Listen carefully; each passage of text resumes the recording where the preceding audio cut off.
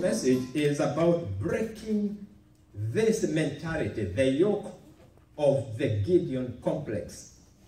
This is the title of the message, breaking the yoke of the Gideon complex. A complex is a mentality or a way of thinking. Today, that bondage is going to be broken, the Gideon complex. And this message is also going to be based on the book of Zechariah, chapter 4 and verse 6. On the first page of your program, it is there. It is also right here. Not by power, nor by might, but by my spirit, says the Lord. As an introduction, I want to go back to the second reading, in which we heard that when Jesus was about to leave the earth, he told the disciples to remain in Jerusalem until they were endued with the power from on high. To be endued is to be clothed with the power, or to receive power. So Jesus told them, don't begin any ministry. Do not go out preaching. Do not go out ministering. Remain in Jerusalem until you are clothed with power from on high. Jesus clearly knew that the disciples would be ineffective without the empowerment. If they did not need the empowerment, then Jesus would have told them, as soon as I go, you go and start ministry. But he told them, no, I want you to wait until you receive the promise of my Father, the promise of the empowerment from heaven. So Jesus told them, don't do any ministry, don't do any work until you are endued with this power, until you are clothed with this power. The disciples received this power. They were endued with this power on the day of Pentecost. Acts chapter 2. That is when the Holy Spirit arrived. That is when the Holy Spirit was poured on the waiting disciples, and they were endued or clothed with the power from above. It is after that, when they were endued or clothed with the power, that is when they were completely transformed. In the book of Acts, when you read it, the book of Acts itself is the manifestation of the transformed believers or disciples. The book of Acts actually relates the manifestation of the transformation. After they were transformed, the book of Acts begins to tell us what followed their transformation. Because when you are transformed, new things begin to happen. And in the lives of the disciples, immediately they were transformed on the day of Pentecost. The manifestations began to take place. And looking at some of the manifestations that clearly show that these were different people, they were completely transformed, we notice a few things. One of the things was that their fear was replaced by boldness. That's the transformation. The fear they used to have, particularly immediately when Jesus was killed, and after he rose up and went back to heaven, the disciples were actually hiding. But once they were endued with the power, once they were empowered and they were transformed, the first thing that we notice is that their fear was completely transformed into boldness. They became completely transformed people, and the world testified that the disciples were different. They were looking at transformed people. You look at Peter. Peter, who denied Jesus Christ.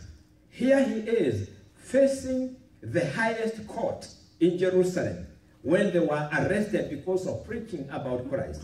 And he was not afraid to tell them, you are the people who killed him. That's Peter. A transformation from the spirit of cowardice to boldness. That's a transformation. And as you read the book of Acts, you find that these people, they were no longer afraid of anything. When we are transformed by the power of the Holy Spirit, that is the first thing that goes. The fear of people. The fear of being criticized because we are talking about Jesus Christ.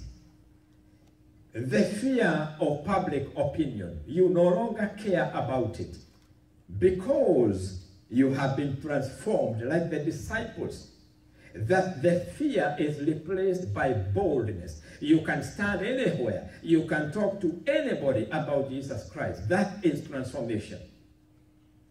There are other things we notice. Weakness that they used to have was replaced by might and power. They used to be weak people. Without Jesus Christ, even when Jesus was here, when he was with them, they were weak. They couldn't do anything without the Lord Jesus Christ. But when they were empowered by the Holy Spirit, their weakness was replaced by this might and power. Not their power, not their might, not their intelligence, not their abilities, but the might and power of the Holy Spirit. So there was a transformation from being weak to being mighty by the Spirit of God. They became mighty people to reckon with. They had the might and the power of the Holy Spirit. The other things we notice in looking at the manifestation of transformation is the fact that when they spoke with a difference. The written word became the living word. No longer were they just speaking words. When they spoke, there was a result.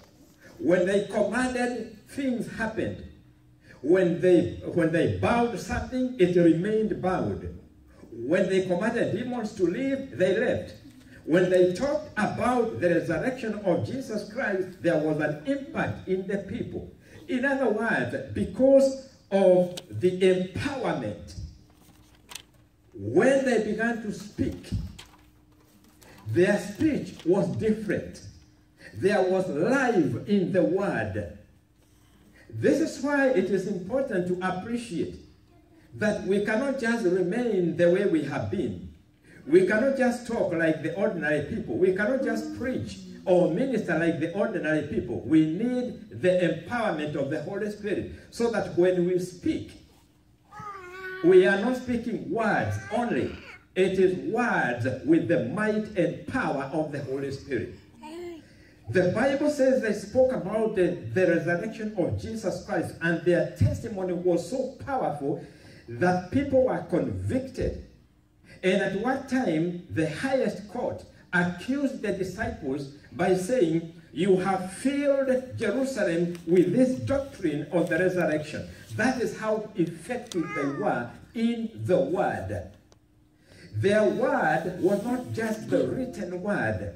Their word was converted into the living word. That is what is needed in the world today. That is what is needed in the churches today. The living word with the power. You cannot have the living word with the power without the empowerment of the Holy Spirit. That is why the disciples were so effective when they spoke. Look at Paul. We are still reading his epistles. And when you read them, you are transformed because he spoke live, not just words.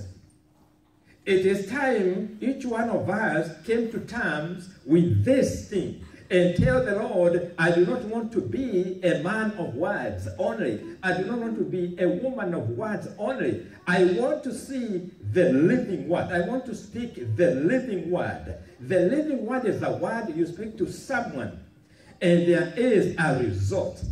The living word is the word you speak, and there is peace that is created by that word. It releases people from their burdens.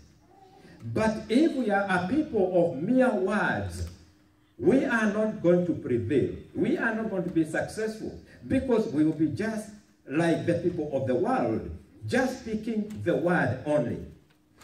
But when we are transformed by the power of the Holy Spirit, we will speak like the disciples and we will see results. The other thing we see is that in the book of Acts, after these disciples were transformed, after they received the power, when they were clothed with the power, we notice this, that the human ability to do things was transformed into supernatural ability to do things. No longer were they trying to do things. No longer were they trying to do things according to their wisdom, according to their knowledge, according to their strength. But their human ability, the ability to do things, was transformed into the might and power of the Holy Spirit. And that is what we need. We need the power of the Holy Spirit to change our human ability into supernatural ability. And when you have supernatural ability, you don't need to worry about natural abilities. This means, for example, if you are empowered and the Holy Spirit sends you to go and speak somewhere, and you find that the people you are speaking to, they are highly educated, you need not worry about it. Because what they have is human ability. You have more than human ability. You have the ability of the Holy Spirit himself. You have the power and you have the might of the Holy Spirit. So you have supernatural ability. When you minister, you are ministering in a supernatural way, not with your natural ability. Human ability must be transformed into supernatural ability. And this can only happen when you are endued or clothed with the power of the Holy Spirit. There are many supernatural accomplishments that we see in the book of Acts. Supernatural acts, great works that were done by the disciples. Therefore, it tells us this: supernatural results can only come when the power and the might of the Holy Spirit is involved. Now, if the disciples were bringing about supernatural manifestations, then every believer should bring about supernatural activities by the power and by the might of the Holy Spirit. We are not different from the disciples. We have the same Spirit. We serve the same Lord Jesus Christ. Therefore, as you go through the book of Acts, you find each time they ministered, there was a supernatural work. There were signs, there were miracles, there were wonderful works that followed their ministry. Supernatural work. So supernatural activities always accompanied the disciples because they were endued with this power, the might and the power of the Holy Spirit. This is why Zechariah 4:6 says, "It is not by might nor by power, but by the Spirit of God." It means this: it is not the natural might. It is not the human might that is in play. It is the might and the power of the Holy Spirit. So it is not by the might of human ability that is achieving the supernatural. No, it is the might and the power of the Holy Spirit. Not by might, nor by power of a human being, but by might and by power of the Holy Spirit. Hallelujah. So, a transformed believer, you and me, we are supposed to be producing these supernatural works Indeed, in the book of John 14 and verse 12, this is what Jesus said to the disciples. Anyone who believes in me shall do the works I do, and even greater works. Now, we ask ourselves then, where are these works? Why are we not doing the works Jesus used to do and even greater works? Yet, Jesus said, everyone who believes in me shall do the works I do, even greater works. So we begin to ask ourselves, what is missing then? Why are we not seeing the works Jesus did? Why are we not doing greater works? And by the way, that is one reason that drove us out of a church we used to attend many, many years ago back in Mombasa. We started asking ourselves, where are these supernatural works of God? And Jesus said, you and me as believers, we will do these works he used to do and even greater works. We are only vessels of God. If we can remember that it is the might and the power of the Holy Spirit that is going to do the supernatural work, then we can begin to get somewhere by understanding that you and me are vessels to be used. We are not the source of the might and the power. We are the instruments. We are the vessels. That is the beginning of understanding how to begin to enter into the supernatural work of God. We have two blockages. We have two things that are stopping us from entering into the supernatural. Because here is Jesus saying, anyone who believes in me shall do the works I do, and even greater works. What is stopping us then from doing these works? There are two things I want to mention. There are many things, but there are two main things I want to mention that form a blockage to us. The first one is what I call the Gideon complex. It is the Gideon mentality. And what is the Gideon mentality? Let's read it together with you so that you have a clear understanding of what is this Gideon mentality that holds us back. And it is in verse 15. Verse 15 is where that complex, that mentality is, that needs to be broken. It must be destroyed in our lives. It reads, so Gideon said to the angel, "Oh my Lord, how can I save Israel? Indeed, my clan is the weakest in Manasseh, and I am the least in my father's house." That is the Gideon mentality. Here is Gideon, and the man is hiding because Israel is encamped around by a huge army of Midianites plus allies. The army that was against Israel was so large, it is described as swarms of locusts. And what the army used to do to frustrate Israel was, when the crop was ready, the enemy would come and destroy everything. So here is Gideon, and he is thrashing wheat in a hidden place, because if he was discovered by the Midianites, the wheat would be taken.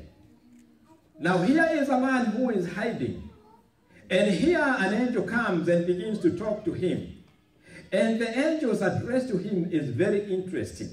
He calls Gideon a great warrior, a man of might, a courageous man, and here is a guy hiding. But the Lord says, "You brave warrior." But notice the response of Gideon, and you will begin to understand this mentality that must leave us. It must be broken from us today. Gideon begins to look at himself. He begins to look at his abilities. And he looks at himself and he says, no, no, no, wait a minute, angel. Number one, don't you know that my clan is the smallest? Now, that is a blockage. That is a mentality that grieves many, many people. Then he looks at himself personally and he said, in any case, not only is my clan the least, the smallest, I am the least important. There I have other relatives who are much more important than I am. Now, that is a Gideon mentality. That mentality, it tells us you can't make it because you are not like so and so. That mentality begins to tell us you cannot do it because you are not highly educated.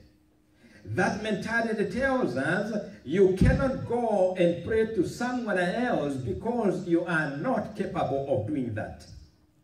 We begin to look down on ourselves. We begin to look upon our abilities, our human abilities. And when you look at your human ability, you decide, no, no, no, this is way, way beyond me. There are some of you seated here and the Lord is calling you to greater things. But when you hear that voice within you and you can see you need to aim high, you look back on your abilities and you look and you see you are not as strong as you should be. You are not as intelligent as you should be.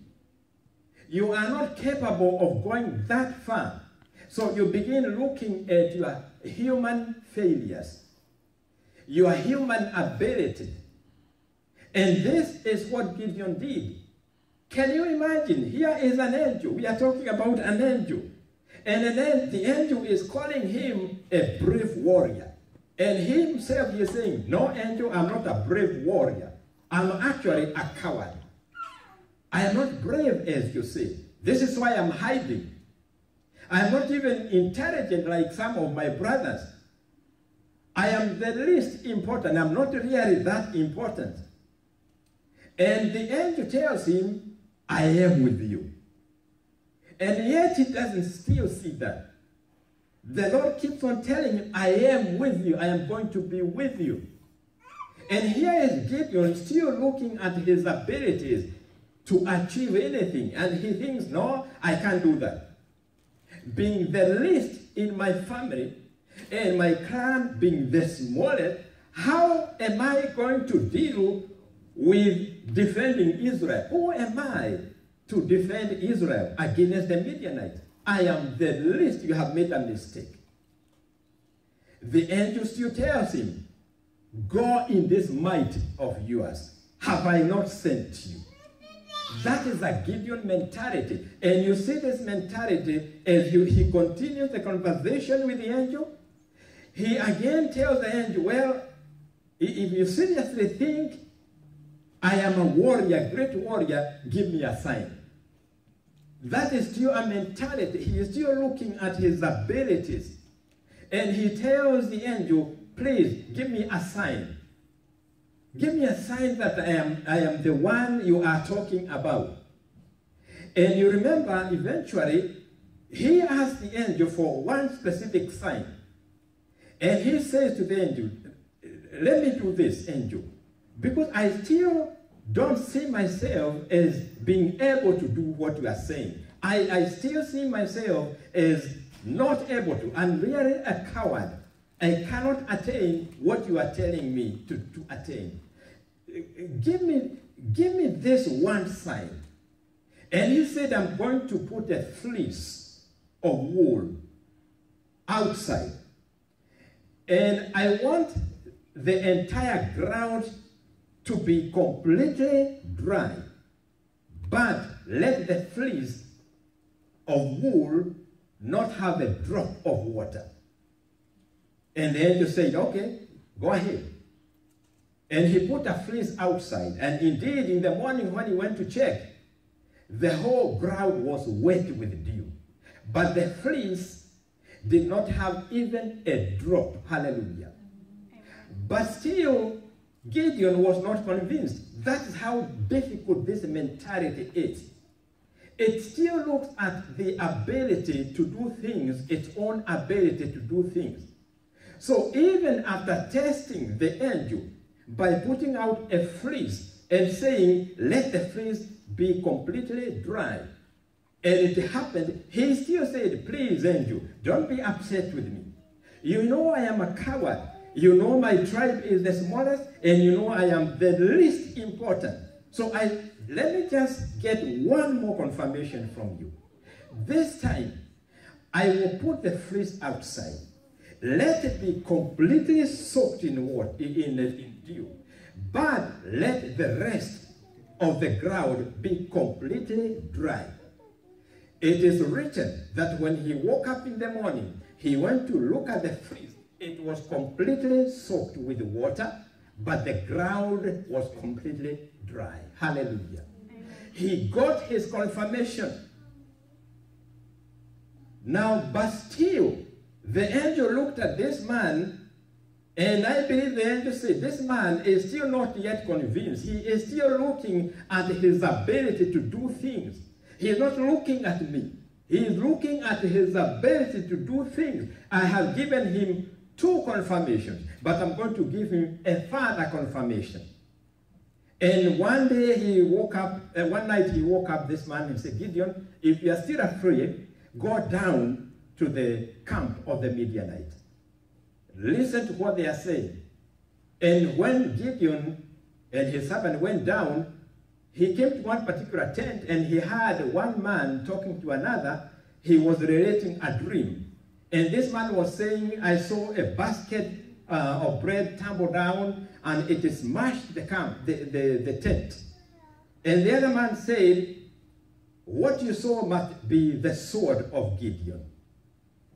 The Lord has given the Midianites into the hands of the Israelites. That was the final confirmation. But that confirmation was actually given by the Holy Spirit. It was not asked for by Gideon. Why? Because God looks at our hearts, and he can still see the doubts that are still in us, even despite physical proof, like he gave physical proof to Gideon.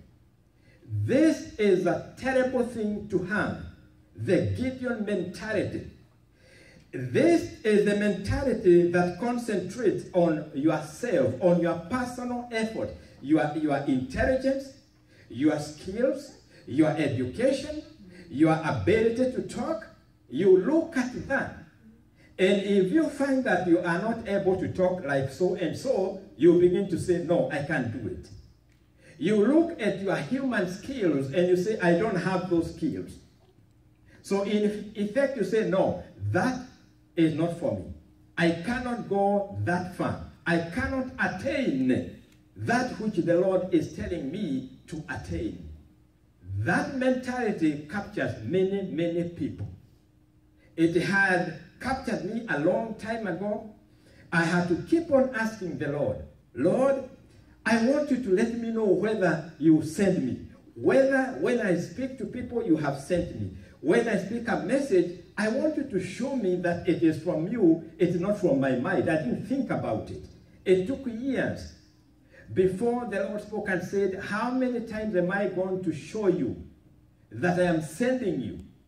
It was in the form of a rebuke. Why? Because I was looking at my own abilities.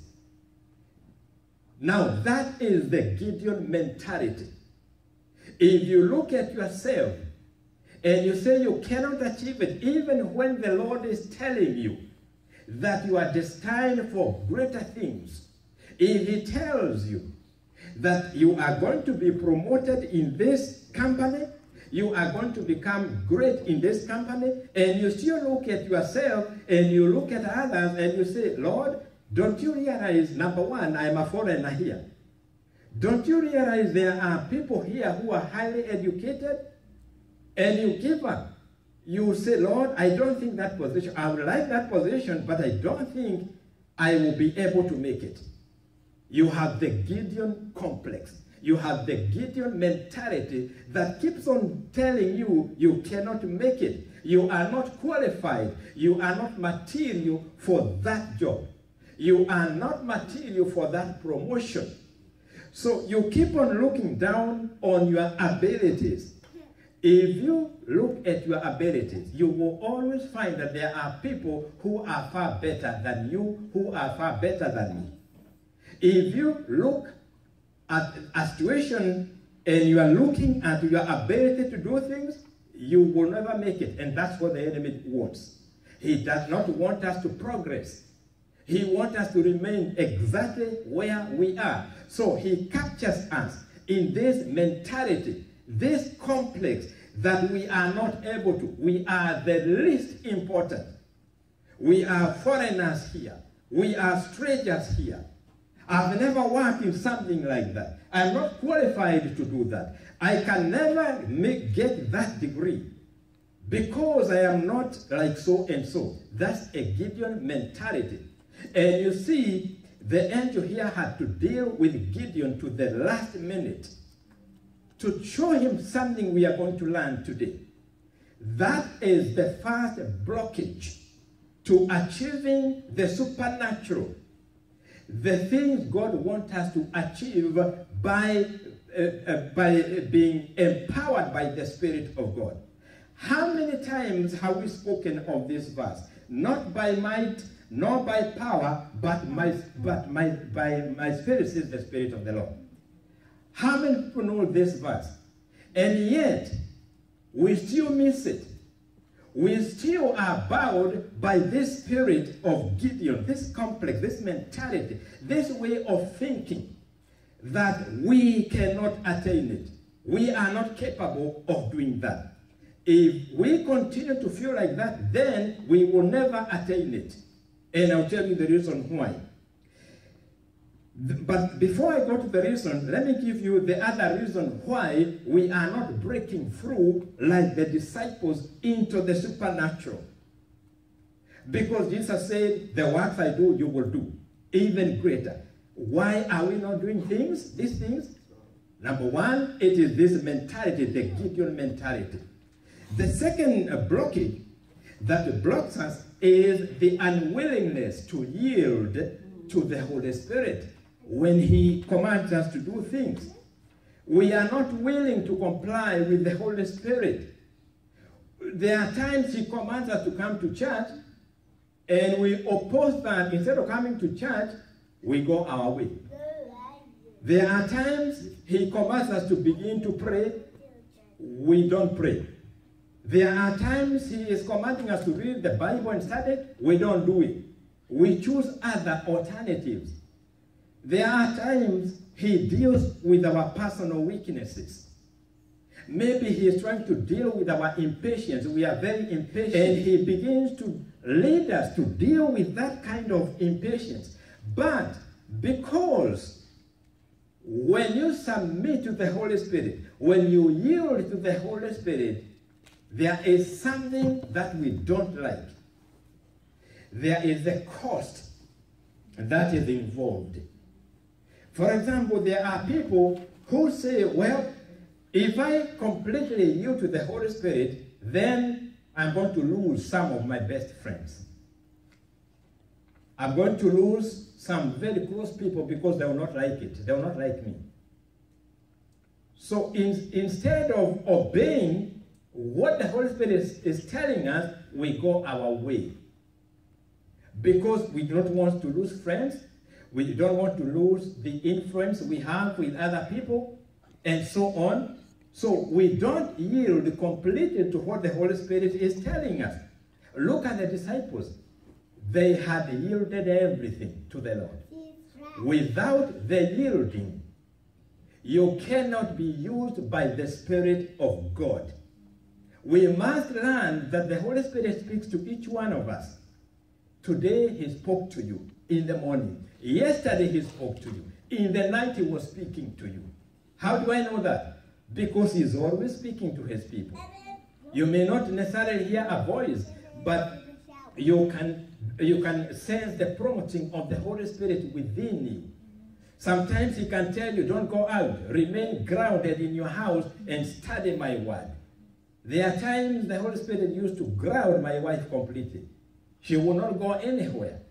Thank God she was obedient. But if we do not obey what the Holy Spirit is telling us, how is he going then to work through us? So those are two areas, and they are a stumbling block to spiritual breakthroughs. We cannot produce the supernatural works Jesus talked about until we deal with the spirit of the Gideon complex and we learn to yield then to the Holy Spirit. The answer is to understand and to discern what the Spirit is saying when he says it is not by might nor by power but by my Spirit, says the Spirit of the Lord. What does that mean? This verse that we know so well, it is telling you, I am not calling you to depend on your natural strength. Hallelujah. I am not calling you to depend on your natural skills. I am calling you to be a vessel, an instrument. It is not your power. It is not your might, but my power and my might. Hallelujah. That is the key. We have not yet understood that this might and power, it is not our might, it is not our power, but it is the might and the power of the Holy Spirit. Once you capture that, then you know you will never again say, Lord, I am not educated enough. Hallelujah.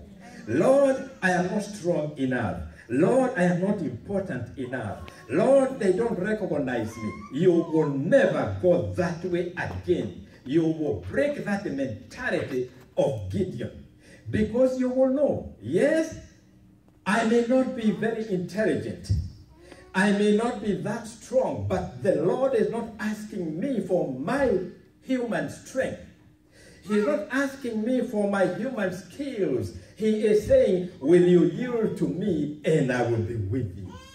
Will you let me do it and I will do it? So it is his might and his power that God is talking about. Will you learn to shift your eyes from your personal weaknesses, from your personal failures, and look at what the Spirit of God is saying? It is my might and my power, not yours. Hallelujah. If only Gideon had listened from the beginning, when the angel told him, have I not sent you? I am going to be with you. What else would you need when the Lord is saying, behold, I am with you. Behold, I have sent you. What further proof as a pastor do I need to be sure that the Lord has sent me to preach? What further proof am I waiting for then to know that surely the Lord has given me this message? I don't have to depend on my own understanding. I don't need to lean on my own understanding. I don't need to depend on my strength, but I depend on the power and the might of the Holy Spirit. It is not by your might, nor by your power or my power or your strength or my strength, but it is by the might and the power of the Holy Spirit. When you have that, you will not even ask the Lord, give me proof. When he sends you, when he tells you, you go to that interview, I am with you. You will not need to ask the Lord, please give me a sign that you are going to be with me. No, because you know he says, I am going to be with you. I have sent you. So you need not look at yourself. You are not the one who is going to achieve it. It is the Holy Spirit who is going to achieve it. All we need is to yield to him. But this power is so strong that it grips us like Gideon. We are still asking for proof. There are people seated here. You have a calling, but you still hesitate. You are still waiting for proof.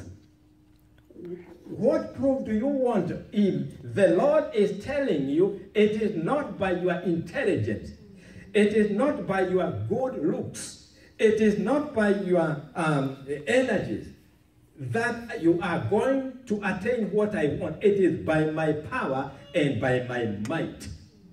If you are seated here and you know you have a calling and you have been waiting for some kind of proof, behold, the Spirit of God is saying, this is the proof. This is the proof, and this is contained in that verse. It is not by your might, nor by your power. Stop looking down on yourself as someone who is the weakest in the family. Stop looking at yourself and say, I'm the least important in the church. There are other people who come to the front, and you may look at them and say, well, I cannot be like them. You are thinking like Gideon. But begin to turn your mind to the one who is saying, have I not sent you? Am I not going to be with you? And you know, eventually, Gideon brought about the supernatural victory. Oh, hallelujah. Remember, we are talking about supernatural results. And Gideon is an example, as a vessel used by God to bring about the supernatural. And this is the way the supernatural took place. Eventually, when Gideon, after receiving the final proof, he agreed with the Holy Spirit. And he said, well, I believe you. I cannot do it, but by your might and by your power, I am going to do it. Hallelujah. He had an army of 32,000 soldiers. But the angel told him, that army is too big. I want you to reduce it to 300. Now you tell me, 300 people against an army that is against you, that is described as swarms of locusts. The Bible says they filled the place they had occupied, and they looked like a swarm of locusts. And here you have 300 men. How is that possible? It is because it is not by your might, nor by your power. It was not through the might or power of Gideon. It was by the Spirit of God, the might and the power of the Holy Spirit. That is why the 300 men, they were able to defeat the entire army. That is a supernatural work. You see the result of dealing with the Gideon complex. You see the outcome when we are willing to obey the Spirit of God when he says, I will be with you. This is the thing we need to carry with us. We must therefore today learn two things. That we have limited God in our lives. Because of this Spirit that keeps on telling us, just like Gideon, you are the least important.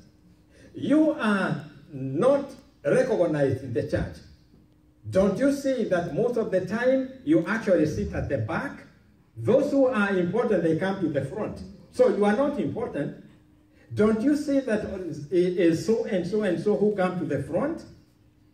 You are not like them. So you continue thinking in the line of Gideon that you are not the type. Now you are the type, not by your power or might, but by the Spirit of God. Every person who is here, the Spirit of God is willing to take us to higher heights. The Spirit of God is willing to lift us up onto higher ground. He does not depend on our strength. Our strength is nothing. It is not our strength that is going to attain it. It's not our academic qualification that is going to attain it. It is by the Spirit of God. You can be preaching to a mass of people. They are professors, they have doctorates, they have every kind of qualification they have, but maybe you have only one degree. Fear not. If the Lord says, go and stand before me, I will give you wisdom, none of them will be able to withstand. That is how the Spirit of God works. But you have to be willing to yield to Him. You have to be willing to yield and say, Lord, the things you want me to deal with in me, I am willing. I surrender them to you. Now today, you may have been living under this kind of spirit, and you have been looking at your life, and you do not see God do great things in your life. I want to tell you that is the Gideon complex that you must reject. You must reject that mentality. God has called us into greatness. Hallelujah. Every child of God seated here, let me tell you, you have been called to greatness. And this complex, this mentality of lowering ourselves and saying like Gideon, we are the least important. We are not even known. We are not even recognized anywhere. I am not even an usher in my church. Yet the Lord has called you to greatness. I believe those who are listening to this message, if you take this word of God seriously, your life is going to be transformed, because that is His desire. To transform us like He did the disciples, from a people who are fearful to people who are bold, to people who, when they speak, things begin to happen. When they speak, the message goes right into the heart of the listeners. It is not a transfer of knowledge.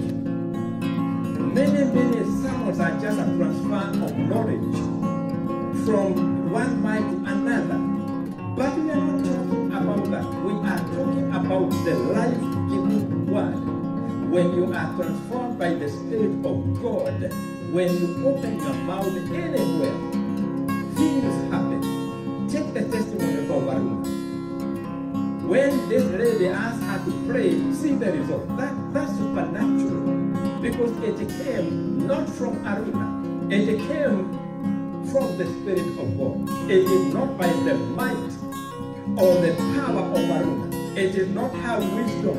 It is not her intelligence. It is by the might and power of the Holy Spirit. So we turn our eyes to the might and power of the Holy Spirit. Let's bow our heads and pray.